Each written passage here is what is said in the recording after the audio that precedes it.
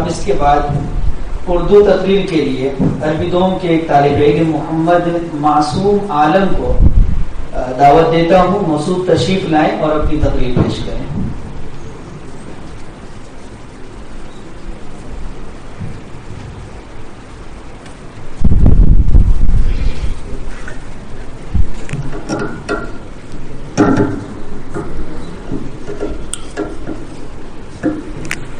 السلام علیکم ورحمۃ اللہ وبرکاتہ۔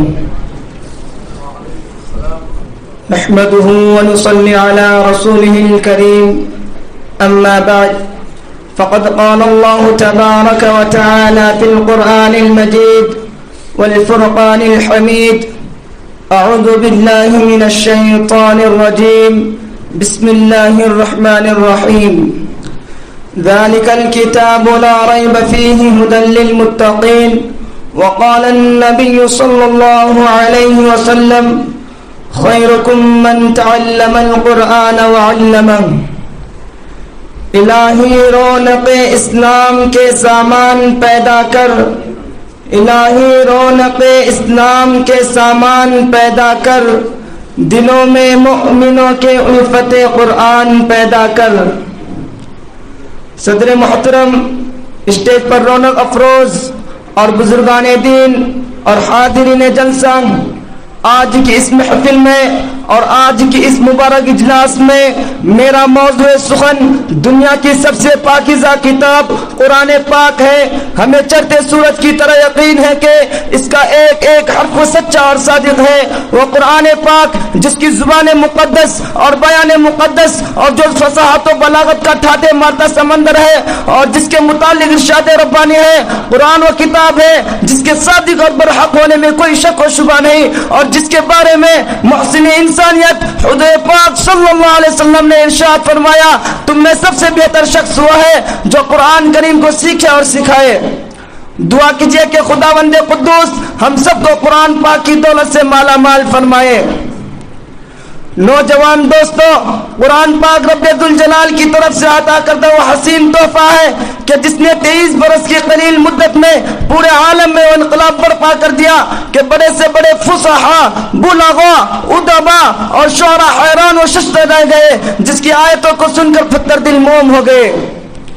دوستو، یہی وہ قرآن ہے جو رہتی دنیا تک انسانوں کے لیے سراپا ہدایت و رحمت ہے۔ یہی وہ قرآن ہے جس نے رسول کی رسالت کو اعزاز بخشا۔ یہی وہ قرآن ہے جس نے پشمردہ قلوب کو تعزیت بخشی۔ ہاں، یہی وہ قرآن ہے جس کی برکت سے جنت و شیاطین کا آسمانوں پر جانا بند ہوا۔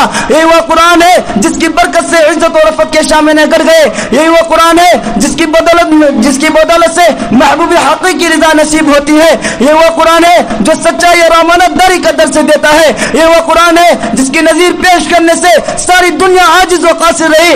یہی وہ قرآن ہے جس کا مثل پیش کرنے سے عرب کے فصیح و بلیغ زبان دانی کا دعویٰ کرنے والوں نے گھٹنے ٹیک دیے۔ یہی وہ قرآن ہے جس کی بدولت حضرت عمر فاروق رضی اللہ عنہ کا ایمان نصیب ہوا۔ یہی وہ قرآن ہے جس کی برکت سے اجرے چمن میں بہار پیدا ہوئی۔ یہی وہ قرآن ہے جس نے ذہنی قوتوں کو جلا بخشا۔ محترم حضرات، آج کے اس نازک دور میں حفظ کلام پاک کو فضول سمجھا جاتا ہے اور اس کے الفاظ رٹنے کو حماقت بتلا جاتا ہے۔ کہا جاتا ہے کہ اس کا رٹنا اور بے سمجھے پڑھنا بے سود ہے۔ افسوس صد افسوس، اس قرآن پاک کے بارے میں ہمارا یہ خیال جس کے بارے میں شہنشاہ بطحا تاجدار مدینہ محمد رسول اللہ صلی اللہ علیہ وسلم نے ارشاد فرمایا: اقرأ وارتق ورتل كما كنت ترتل في الدنيا فإن منزلك عند آخر آية تقرأها۔ قیامت کے دن حافظ قرآن سے کہا جائے گا: قرآن پڑھتا جا اور جنت کے درجوں پر چڑھتا جا اور ٹھہر ٹھہر کر پڑھا کر، جیسا کہ تو دنیا میں ٹھہر ٹھہر کر پڑھا کرتا تھا۔ بس تیرا مقام اور ٹھکانہ وہی ہے جہاں تو آخری آیت پر پہنچے۔ یاد رکھو، یہ قرآن دنیا کی سب سے بڑی نعمت ہے۔ یہ زمین و آسمان، چاند، سورج، ستارے کو اس نعمت کا مقابلہ نہیں کر سکتے۔ یہ قرآن رب کائنات کا عظیم اور مقدس کلام ہے، اور کیوں نہ ہو کہ جبکہ اس کا اتارنے والا امین، جس کے ذریعے اتارے گئے وہ بھی امین، جس ذات پر نازل وہ بھی امین، جس مہینے میں نازل وہ تمام مہینوں سے افضل، اور جس رات پر نازل وہ ہزار راتوں سے بہتر ہے۔ اللہ کے مقدس کلام تمام کلاموں سے افضل اور بدتر ہے۔ حدیث میں آتا ہے حضور صلی اللہ علیہ وسلم نے ارشاد فرمایا فضل کلام اللہ علی سائر الکلام کفضل اللہ علی خلقہ، اللہ کے کلام کو سب کلاموں پر ایسی ہی فضیلت ہے جیسا کہ خود خدا تعالی شان کو تمام مخلوق پر۔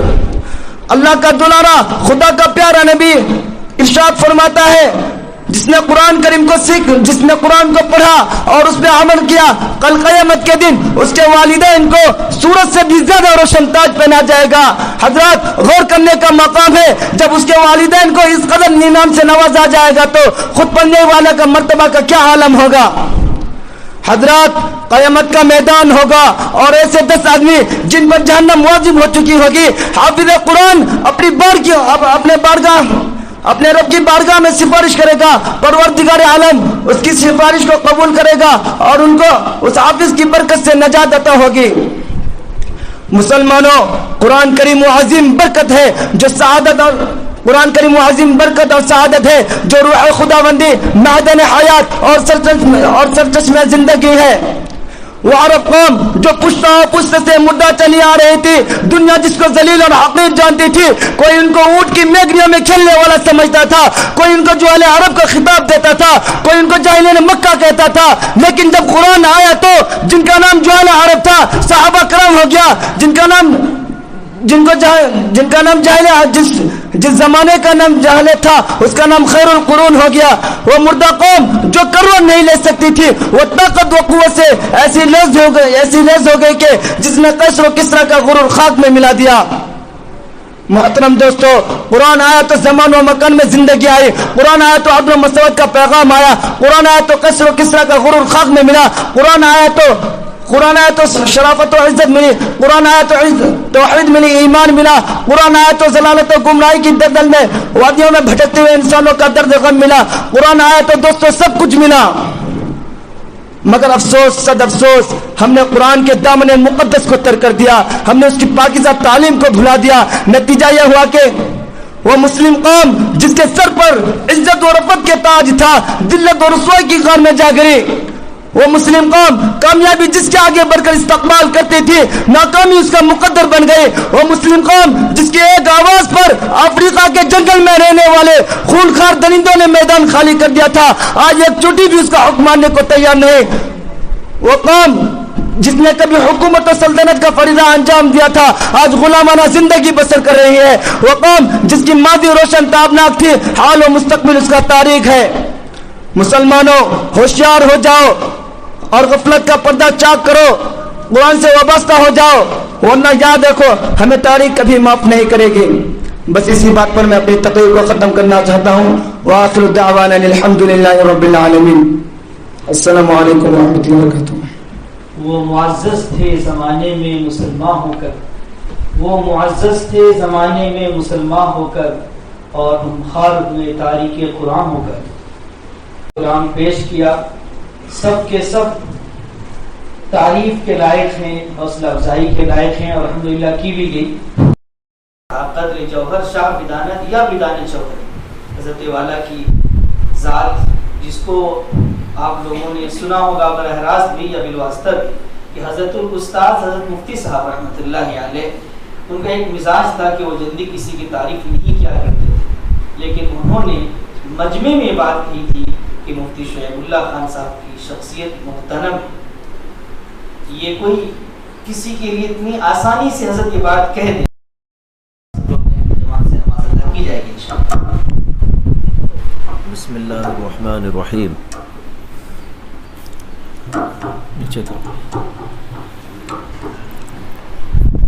الحمدللہ رب العالمین والصلاة والسلام علی سید الانبیاء واشرف المرسلین وعلی آلہ وصحبہ اجمعین، اما بعد۔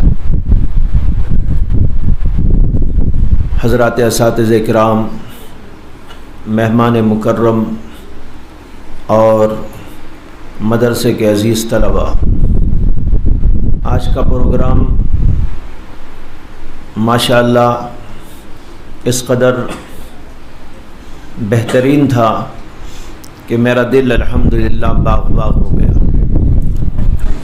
طلباء نے خوب محنت کی اور اس کے ساتھ جن موضوعات کا انتخاب آپ نے کیا یا آپ کے اساتذہ نے کیا، اور پھر اس کے لیے جو مواد اکٹھا کر کے آپ حضرات نے یاد فرمایا، اور پھر اس کو سلیقہ مندی کے ساتھ، جرأت کے ساتھ، ہمت کے ساتھ، واضح انداز میں، صراحت کے بیان کے ساتھ آپ لوگوں نے پیش فرمایا، یہ بھی بہت ہی خوش آئند ہے۔ اور میں یہی چاہ رہا تھا، ہمارے ہاں الحمدللہ بہت طویل زمانے سے سلسلہ چلتا آیا ہے، لیکن چند سالوں سے بیچ میں یہ سلسلہ رک گیا تھا، جس کی گویا آج افتتاحی مجلس ہوئی۔ اس سے پہلے بھی یہ سلسلے جب تک رہے ماشاءاللہ بہت ہی پرمغز انداز پر یہ چیزیں سامنے آتی رہی۔ اور میرے حضرت مولانا مسیح اللہ خان صاحب نور اللہ مرقدہ کی ایک بات آپ کو سنا دیتا ہوں۔ حضرت فرمایا کرتے تھے کہ عالم کے دو ہتھیار ہیں، ایک ہتھیار تقریر ہے، ایک ہتھیار تحریر ہے۔ اسی تقریر اور تحریر کے ہتھیار سے وہ میدان میں اترتا ہے اور دین کی اشاعت بھی کرتا ہے، دین کی حفاظت بھی کرتا ہے، دین پر آنے والی آنچ کو بجھاتا ہے، اور دین کے مد مقابل کھڑے ہوئے لوگوں کی جو ہے آنکھ میں آنکھ ڈال کر بات کرتا ہے۔ یہ بہت بڑا ہتھیار ہے۔ اس لیے اس تقریر اور تحریر کے ہتھیار کو بہت سلیقہ مندی کے ساتھ اختیار بھی کرنا چاہیے، اور اس کو سلیقے کے ساتھ چلانے کا انداز بھی اختیار کرنا چاہیے۔ تقریر تو ہوتی ہے، لیکن تقریر کو پیش کرنا یہ بھی ایک بہت بڑا کمال ہوتا ہے۔ آپ لوگوں نے ماشاءاللہ بڑی محنت کی، بہت اچھا آپ نے پیش فرمایا۔ میں سب کو مبارکباد دیتا ہوں، اور جن بچوں کو اس موقع پر ہم شامل نہ کر سکے وقت کی تنگی کی وجہ سے، انشاءاللہ ان کے لیے ایک دوسرا موقع بہت ہی قریب میں مقرر کیا جائے گا، اور اس کے اندر وہ بچے شریک ہوں گے اور اپنی بات پیش کر سکیں گے۔ اور یہ بھی اعلان کر دوں کہ انشاءاللہ جن بچوں نے اس وقت میں حصہ لیا اور پھر آئندہ حصہ لیں گے، دونوں کے لیے انعامات مقرر ہیں، اور وہ آپ کو اسی وقت انشاءاللہ پیش بھی کر دیے جائیں گے۔ دعا ہے کہ اللہ تبارک و تعالی آپ کی محنت کو اور آپ کے اساتذہ کی محنت کو برابر فرمائے، اور آپ کو دین کا داعی اور دین کا مبلغ اور دین کی خدمت اور اشاعت کے لیے آپ کے وقت کو آپ قربان کرنے والے بنے۔ اللہ آپ کو ایسا بنائے۔ اور دوسرے میں شکر گزار ہوں حضرت مولانا مفتی جعفر صاحب ملی رحمانی دامت برکاتہم کا، کہ وہ آئے تھے اپنے سفر پر، یہاں پر دعوت دی گئی، الحمدللہ یہاں پر تشریف لائے، اور آپ حضرات کو انہوں نے پرمغز خطاب کیا، بلکہ پر لطف خطاب کیا، اور آپ کا دل باغ باغ ہو گیا۔ میں مولانا کا شکر گزار ہوں، اور دعا کرتا ہوں کہ اللہ تبارک و تعالیٰ ان کی آمد کو قبول فرمائے، باعث سعادت بنائے۔ وآخر دعوانا ان الحمدللہ رب العالمین۔ جن کا وضو ہے وہ رہ جائیں، جن کو وضو کی ضرورت ہے فوراً جائیں، 5 منٹ کے اندر